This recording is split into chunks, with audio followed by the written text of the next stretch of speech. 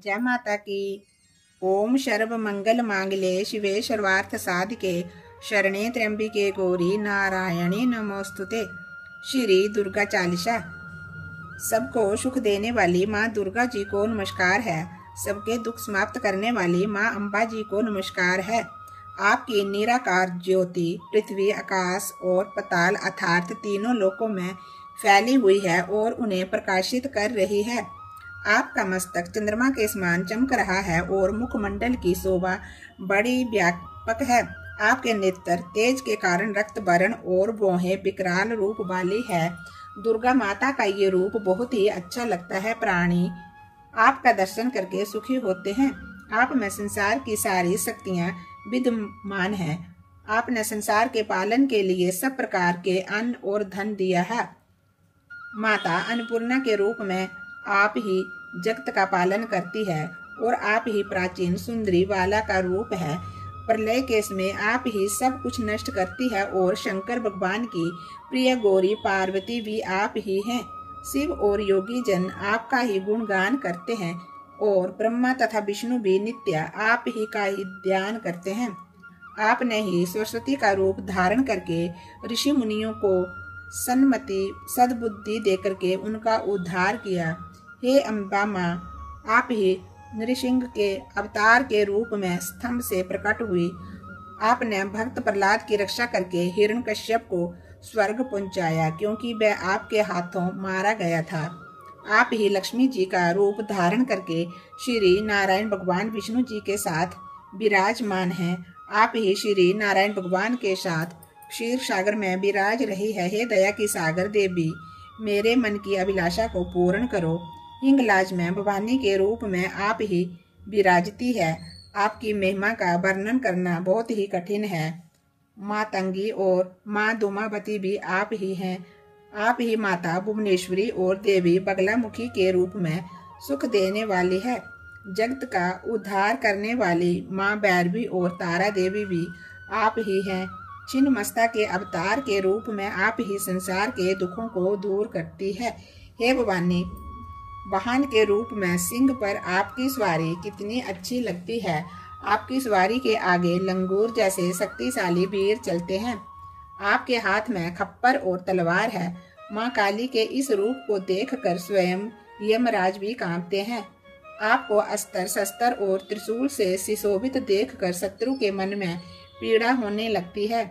कांगड़ा के नगर कोट वाली देवी के रूप में आप ही की मूर्ति विराजमान है। इस प्रकार आपके नाम का डंका तीनों लोकों में बज रहा है। शुंभ और निशुंभ जैसे राक्षसों का आपने ही संहार किया।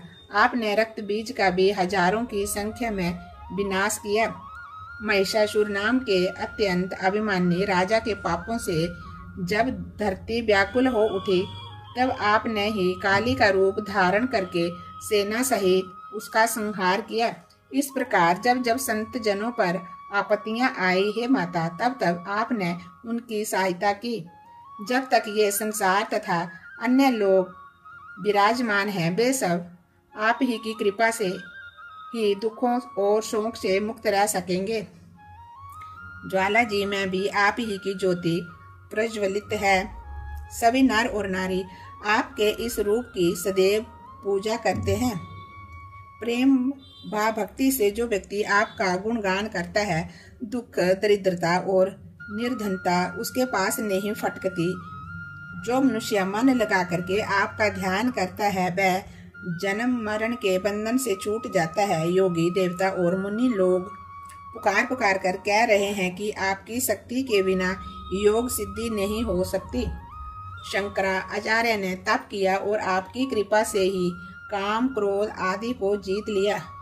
उन्होंने प्रतिदिन शंकर भगवान की उपासना की, परंतु आपका स्मरण नहीं किया।